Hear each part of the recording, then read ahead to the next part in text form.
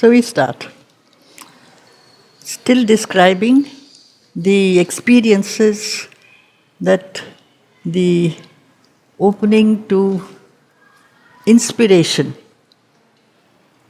is bringing to him. For instance, he saw the original desire born in the void. The original desire born in the void. The void is the supreme inconscience, where nothing is. At some point, he felt as if the divine wants to break that out of that void. That means the divine is present in the inconscience. He is hidden inside. And from within, the desire to manifest. And that is the first beginning, the first change. So he saw the original desire born in the void peered out. He saw the hope that never sleeps, the feet that run behind a fleeting fate, the ineffable meaning of the endless dream. This vision came. The force that, as if the need within the inconscient to break out of its sleep and manifest something that is not yet a hope that is always to be attained, but it is in the distance. But we have to move towards that. So this whole play of manifestation, which is a continuous movement of change from darkness to light, because the light is hidden in the darkness, the push within the darkness starts slowly emerging towards light. The feet, he sees the force, the feet, the power of energy that run behind a fleeting fate. What is always as if you arrive at a particular state of realization or achievement and feeling that there has to be more. It's never sufficient, whatever you are, wherever you go. It is this that the earthly experience gives, the sense of something unfinished. We are, and we have to become more than we are. And there is a push, there is a drive, there is a force from below, from within. And that is why, in spite of all kinds of difficulties and problems, the urge towards manifestation of light, of truth, towards perfection, never stops. Until then, since this world is an unfinished manifestation as it is now, it is incomplete, it's like a dream. It's something that is now like a dream you see at night and is no longer there in the morning. The world which is there now will be replaced by the future. But towards something greater, first you have to dream, and then you can fulfill the dream. It's as if there is a kind of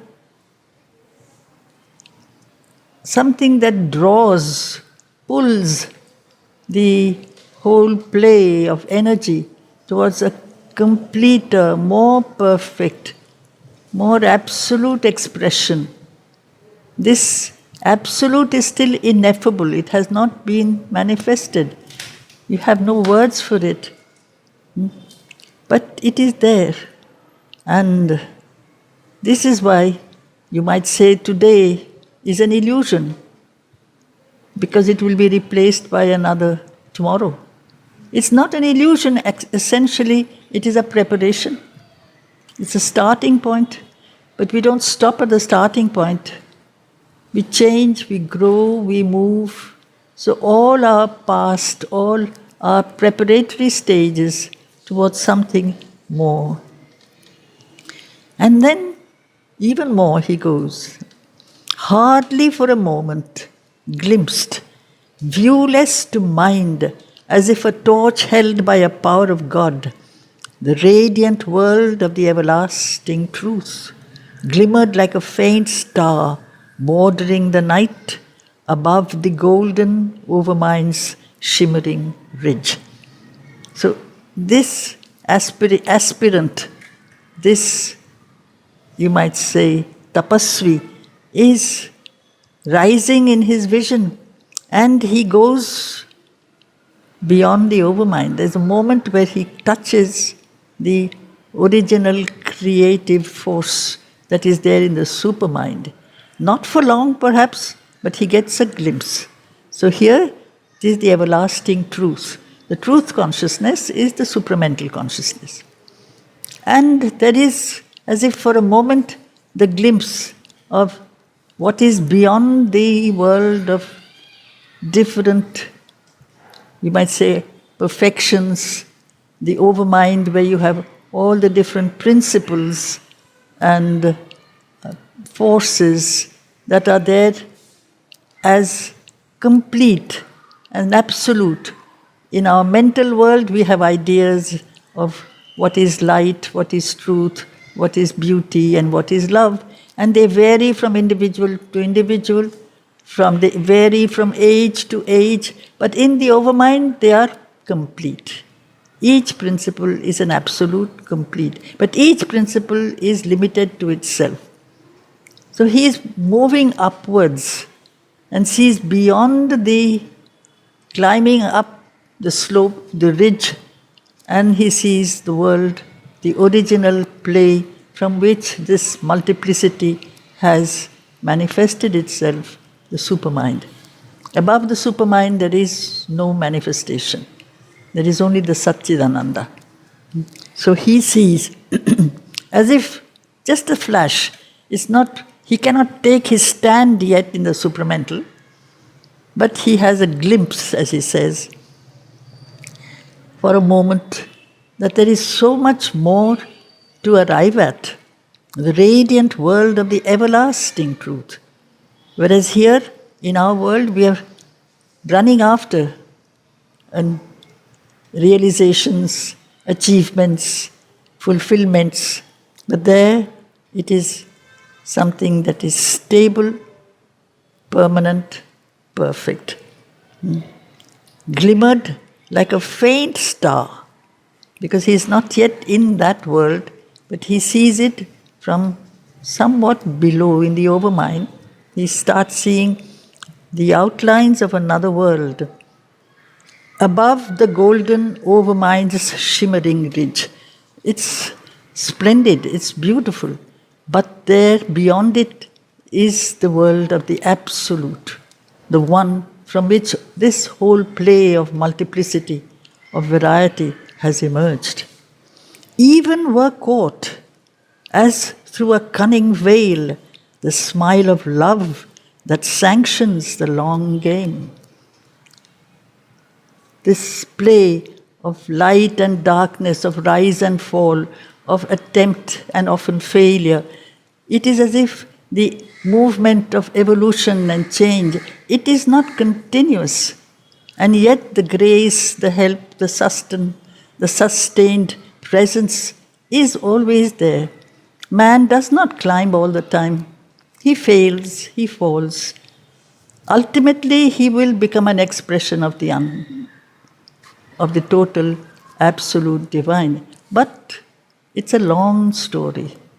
And it is as if the divine grace, the divine energy, the divine evolutionary force accepts the play of rising and falling and change. Otherwise, the human mind says, why should we fall? We should only climb. We can't. There are elements in the being that are still there, that drag us down, that pull us down. So sometimes he realizes that in the world of nature, which is the world of the mother, she's at work, she's pushing, and she sanctions, she accepts this play of different energies and forces. There is the smile of love that sanctions the long game, the calm indulgence and maternal breasts of wisdom suckling the child laughter of chance. You have the image of as if she is not just power, she is not only love that is helping to grow, she knows the direction. We often don't realize what is going to be the expression in the next future. When they happen, these future expressions, we sometimes describe them as chance happenings. Now, chance cannot be, actually, there is no such thing as chance. But because we do not know what has caused a particular moment, we do not know what will be the outcome of that moment. That moment stands as if independent in itself, and you call it chance. It's a play of time and change and movement, like the game of a child who is not aware that every movement that he's making is sustained by a universal force, a universal energy, which is not always seeming to be there to lead man upwards. He permits all the different aspects to emerge. And yet the divine grace is constantly there. He realizes, therefore, in the darkness, in the involution, in the play of the lower nature, there is still the divine grace that is at work. That is why indulgence. When you indulge, you allow, like an indulgent mother, allows the child the manifestation of his or her weaknesses. And say, he's only a child, doesn't matter. You don't have to constantly correct and or scold. So that is why man doesn't change so fast. The divine permits us our weaknesses, permits us our failures.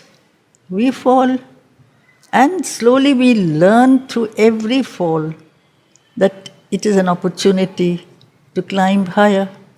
You have to reach low to be able to recognize and see the heights.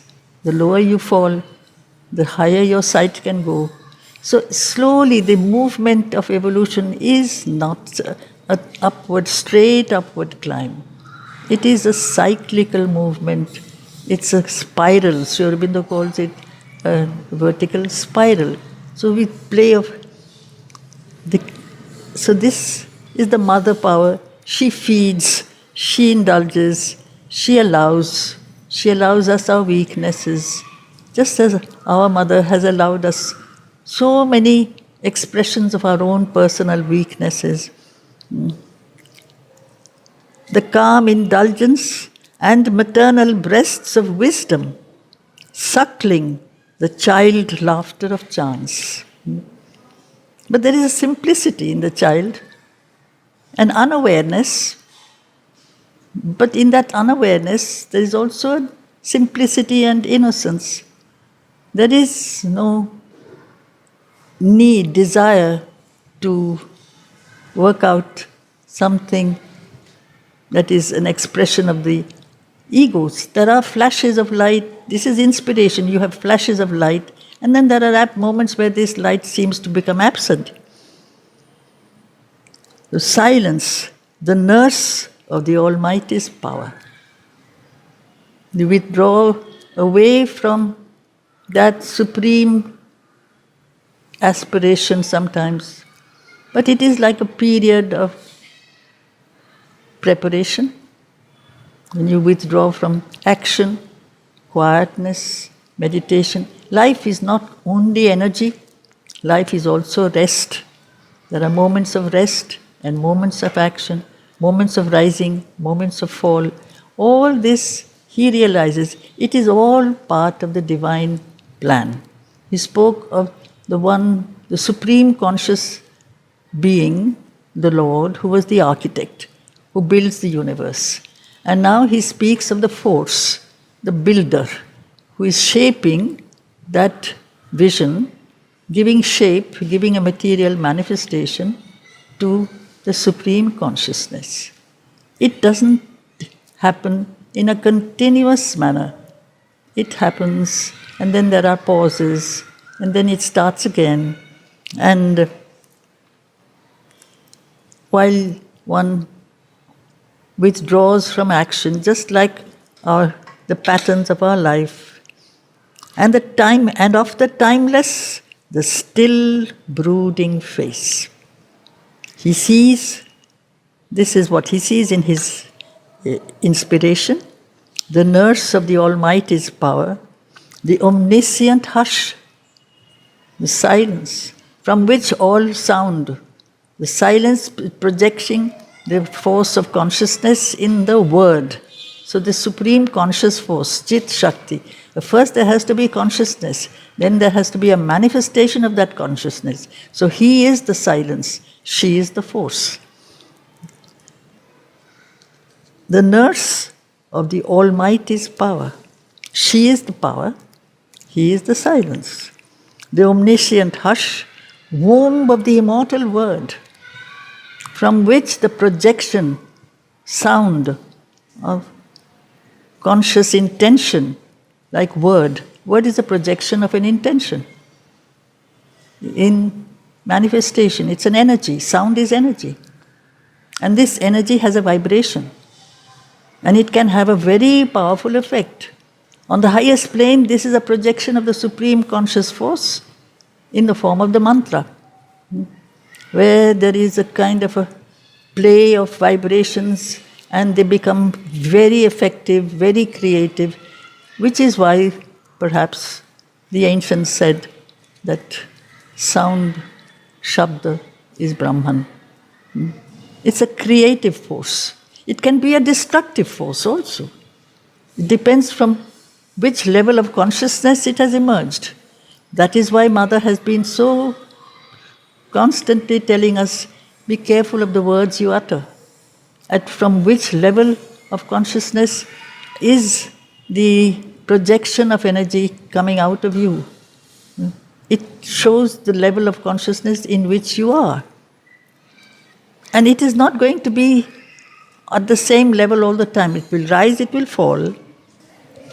And he sees the womb, the mother's manifesting the eternal conscious force, which is word, and of the timeless, even the timeless that is there, he's going beyond the supermind just for a while into the transcendent. So it's from the overmind, the supermind, and a glimpse of the supreme Satchidananda. In the Satchidananda, there is no manifestation, there is no creation, there is no world. So it is as if even for a flash, the veils of resistance and ignorance were torn in him, and something gave him the vision of the entire universal plan. The inspiring goddess entered a mortal's breast. It has not transformed him, but for a while he has become a vessel. That is the start. We become vessels of forces and energies. This mortal, this aspirant, has been preparing himself, has opened himself to receive. His aspiration is not only to achieve, it is to be quiet and to receive whatever comes from beyond. And that is why if one is very, very quiet, one does receive. The inspiration comes into an empty, still, egoless being. The person has to be temporarily egoless, even if it is for a while. That is how the poet becomes a vessel. But a seeker does not do that temporarily. He makes an effort to stay egoless. That is the first thing. You wipe off the ego. That is the big blockage.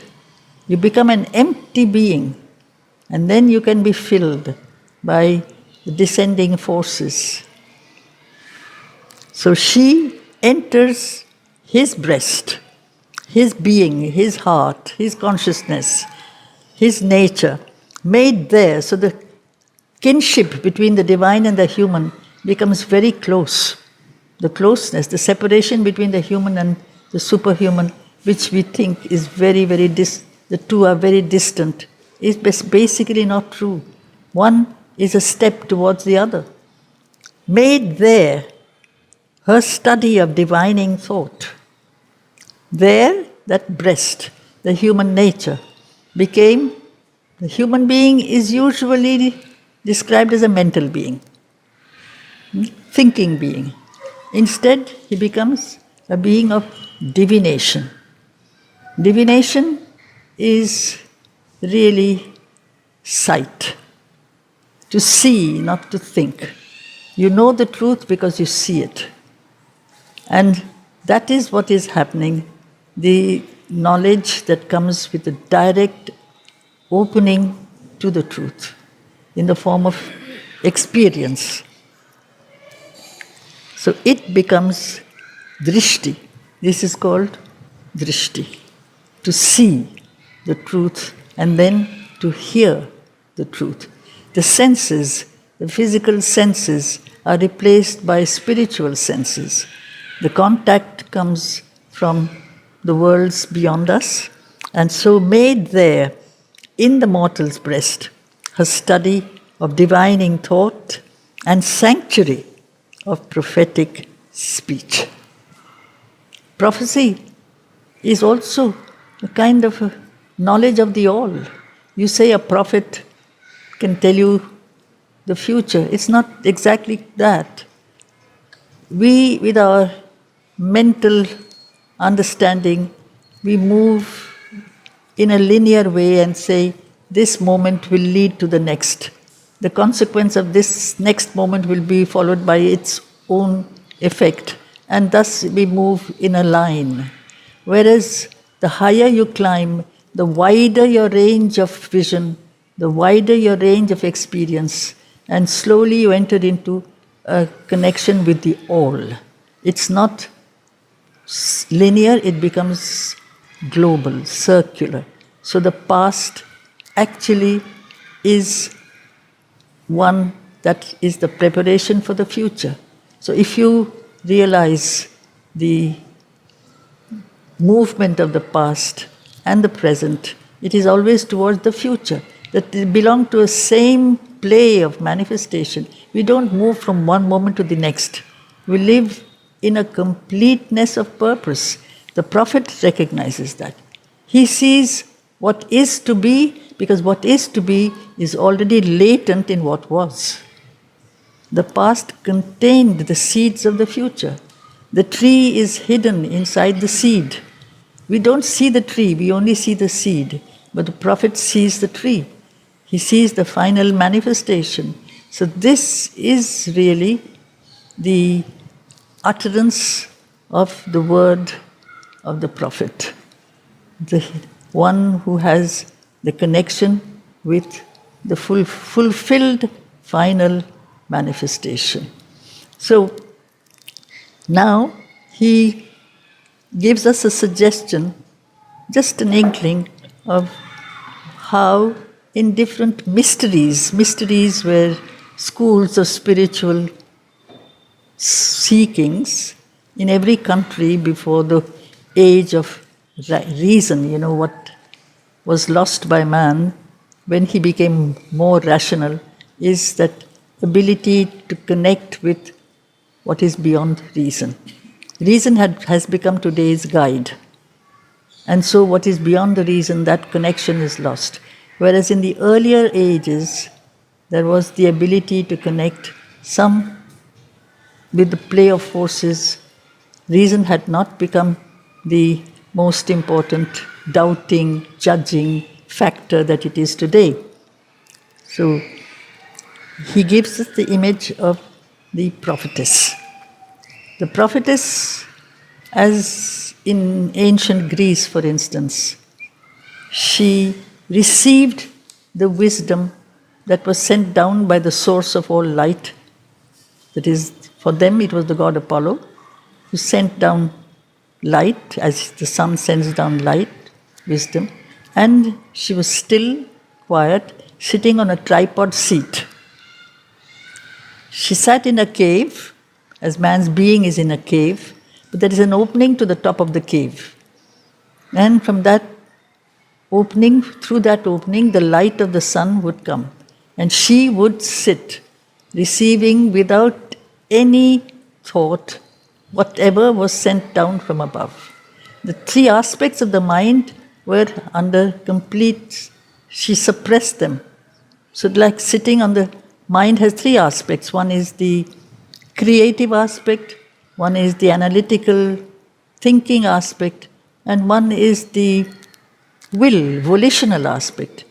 The put into practice whatever you're thinking.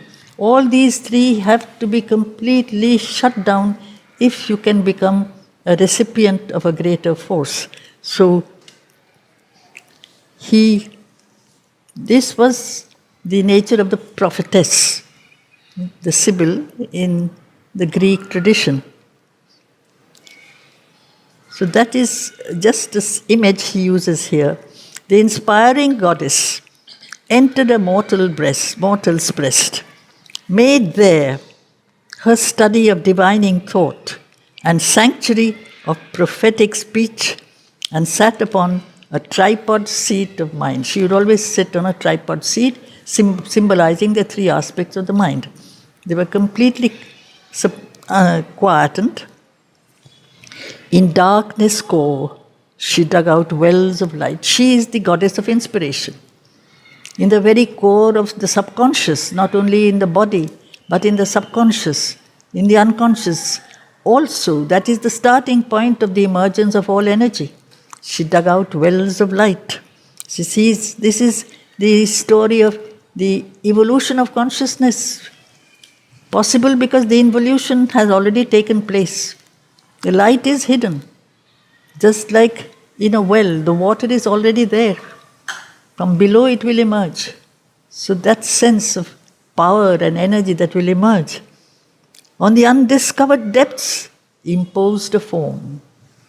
In the depths, in the unconscious, which we thought was void, is absolute nothingness, the total presence of the divine was discovered. Because the divine presence is there, Mother's experience of the bottom of the inconscient and finding the seeds of the new world, or the tradition of the sleeping Lord that is holding up the universe from below. This sense of complete stillness, but the complete stillness of the divine presence, so still that it is not noticed. We don't know that in the darkness there is a divine presence. We only see the darkness. But out of this darkness, if light comes out, the light is hidden in the darkness. And that is the symbol. Out of man, if the possibility of a transformed greater being comes out, that means that greater being is already there. It has to be brought out. And that is the journey of consciousness emerging out of unconsciousness. But it has to be made possible. There has to be a lot of work that has to be done. We have to struggle to bring out the light out of the darkness. We don't allow time to do it. Time may do it in due course, may take millions of years.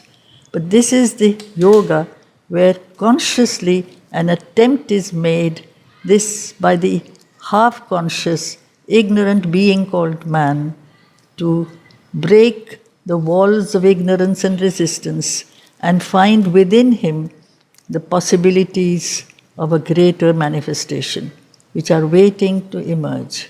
And that is why when Sri Aurobindo talks of a transformed human being, of a future man, that possibility is already waiting for us to achieve. It is there. We have to become. As Mother has told us, you have to become what you already are. You already are divine, deep down inside. But why should it remain in the inside? Why should we not bring it out into the open?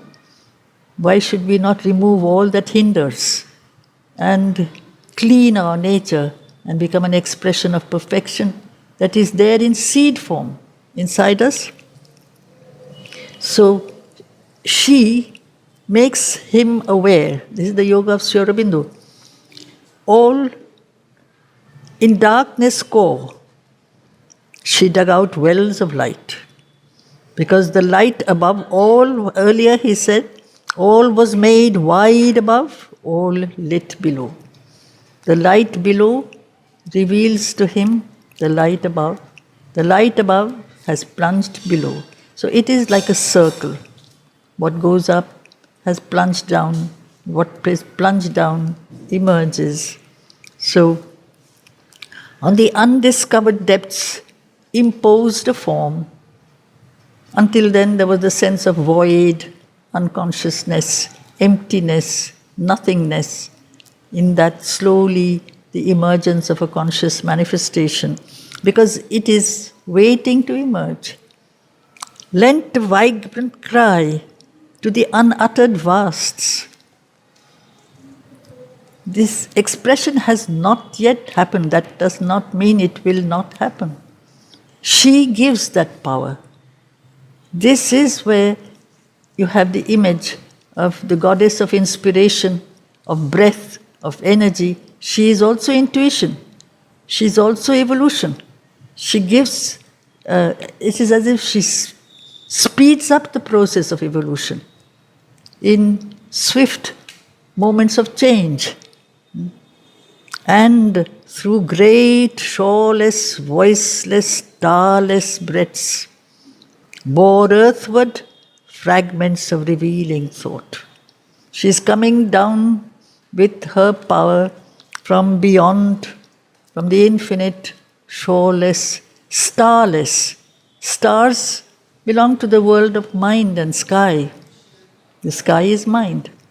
And there are, you might say, dots of light.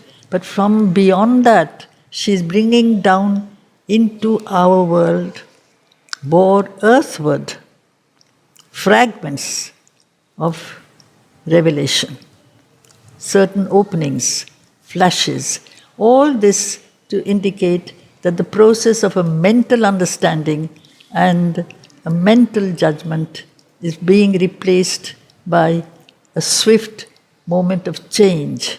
But this change does not last in the beginning. It comes, it withdraws.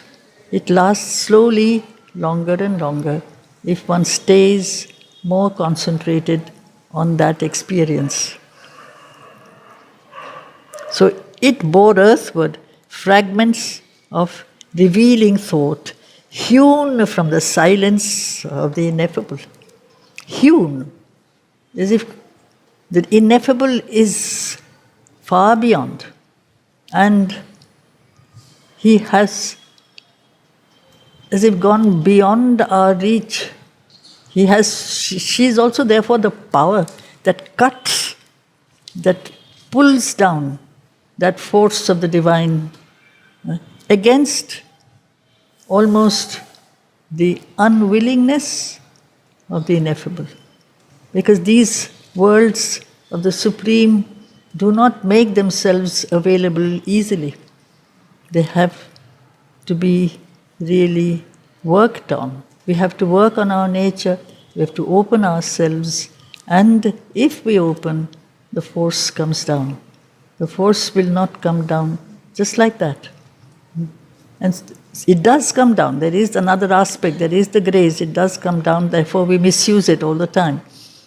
But if we are consciously trying to break out of our lower nature, there is the same way a response in the higher planes that waits for us to be ready to receive the descending force. And when the descending force, the force above, finds out that you are ready to receive, the connecting link between the higher world and the lower is the divine Shakti, the here inspiration, or the grace, or the mother. She links the world of light, which stays otherwise completely cut off from our reach, and the world of darkness in which we are. But man can climb, and when the aspiration is there, the descent always takes place. So that's why all sincere prayers are answered, as Mother says. But it has to be sincere and constant, sustained. So a voice in the heart uttered the unspoken name. It's not in the mind. It's not what we do sometimes like puja or a meditation, but to be completely indrawn. In the very core of our being, the presence is there. And it is from that center, which is the divine, where the divine resides inside us, the presence can express itself. But we have to go deep within us. And this will be one of the themes of the following canto. So go deep within, always move within, live within. Because inside, everything is waiting to emerge. But you have to be ready for it. A voice in the heart uttered the unspoken name. Because in the heart, which is closest to the psychic, as Mother says, closest to the soul, there is the ability to love, to surrender, to feel devotion. A dream of seeking thought, wandering through space, entered the invisible and the forbidden house. Seeking thought. Thought is not very stable. Thought is not very sure of how to distinguish truly between light and darkness. It is always working on examination and verification and judgment. But in spite of it all, thought is an instrument of light. It may be a lesser instrument of light, and when there is a mental ego, which it is often there, this instrument of light becomes extremely narrow, hard, stultified. But otherwise, thought is a seeker. It is an instrument that wants to know. And in that, there is a sense of dream, in the sense, because one of the problems of the mind is that it cannot experience anything. The heart can, the body can, the direct senses can, even the higher intuition can, but mind cannot. It can talk about, it can think about, it can understand, but it cannot live the experience. So it's always seeking, but it cannot touch reality. That's why the sense of dream.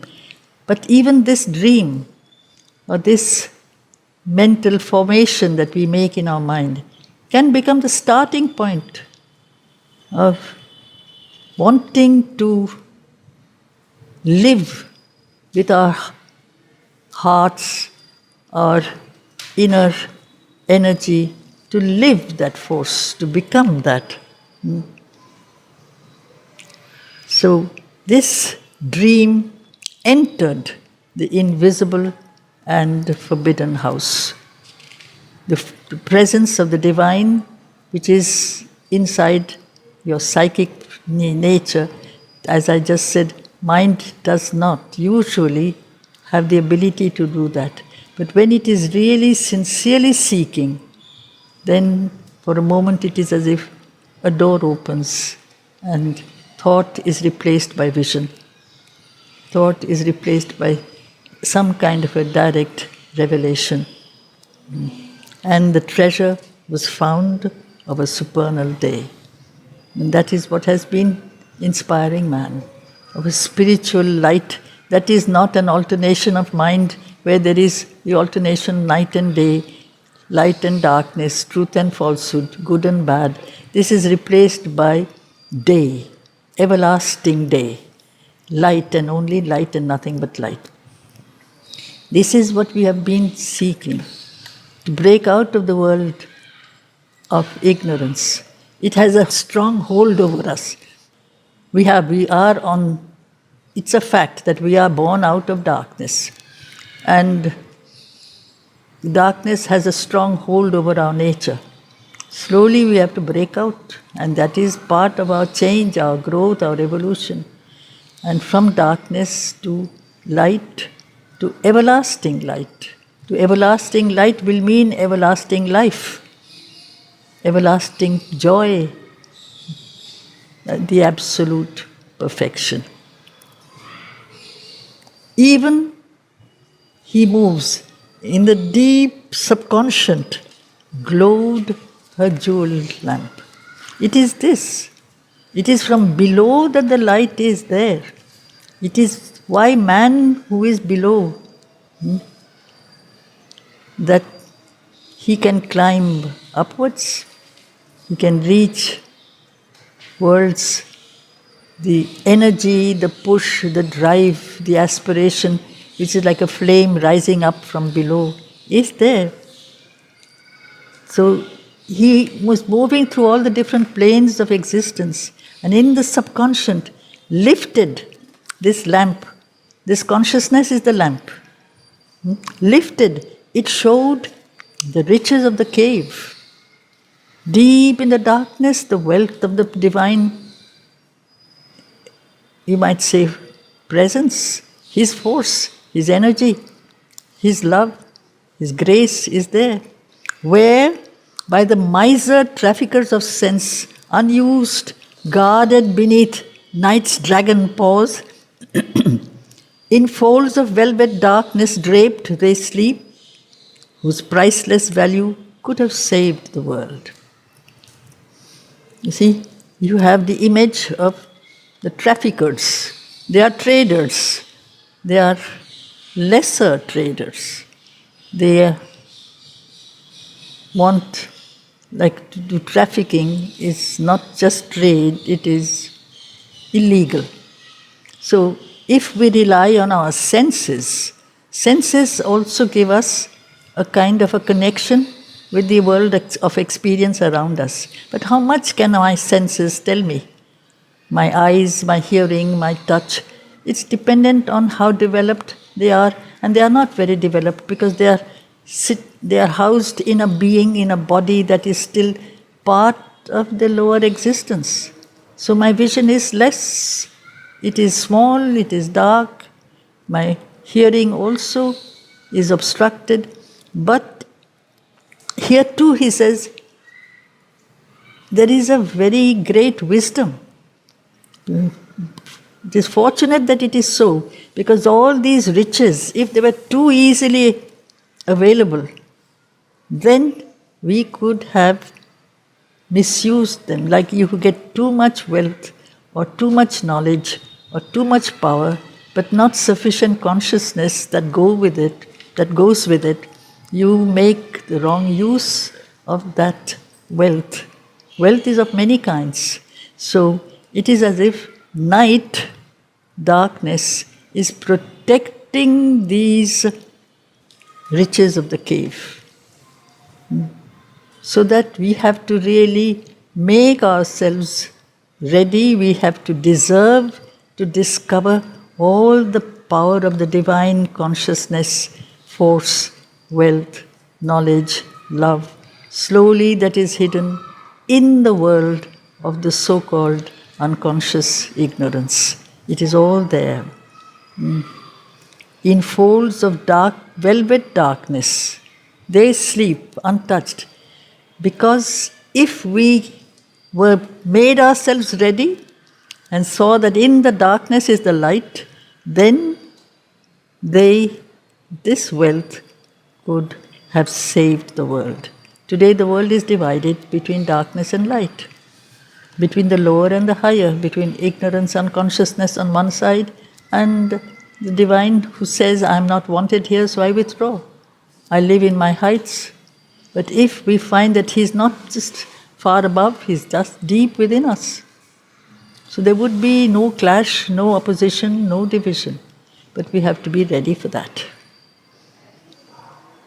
So these are the references sometimes we have in many of the earlier mysteries. This was known, that these mysteries were there.